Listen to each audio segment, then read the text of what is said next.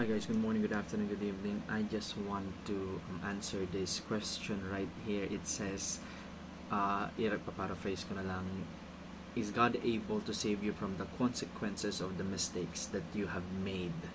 This is a good question, but I think it should be phrased differently.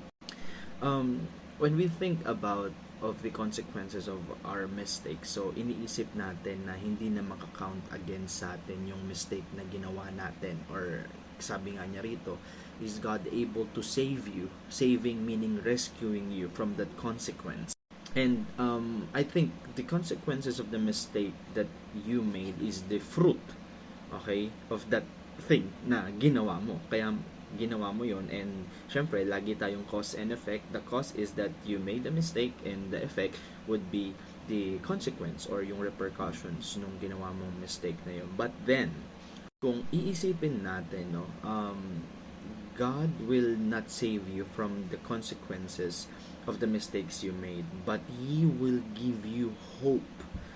Okay, He will give you hope, no, na pag pumunta ka sa Kanya, na pag humingi ka ng tulong sa Kanya, He will definitely rescue you. But not from na one swipe lang, tatanggalin niya yung consequence nung iyong mistake na nagawa. But then, He will give you hope, He will strengthen you, He will definitely restore you when we come to God, okay? When we come to God truthfully in our hearts and we repent and ask Him for the forgiveness of our sins. So again, I just want to be clear with this. Once we have made the mistake, syempre, we cannot go back, and we cannot expect God, no, na i-swipe away lang yung sin natin and we can just move on from the consequences of the mistakes that we have made. Katulad, libawa, nagnakaw ka, nahuli ka, hindi naman pwede na bumaba si God tapos i-bail out ka niya, no? But on that note, na habang nandun ka, di ba?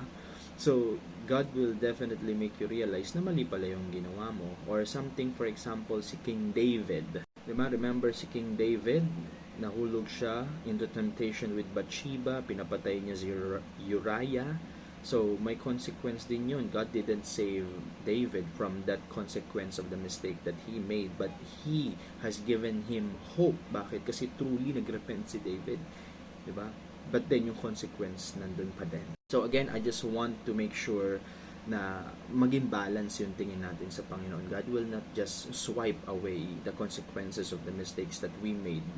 We might suffer the consequences of the mistakes that we made pagdudusahan natin yon, pero at the same time, God will definitely bring us hope and strength, no?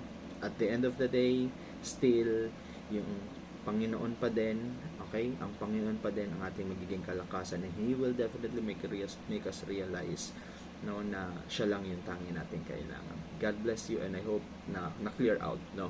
So, God be with you. So, this is your boy Carl Boy, leaving you with a quote and a saying that God exists whether you like it or not.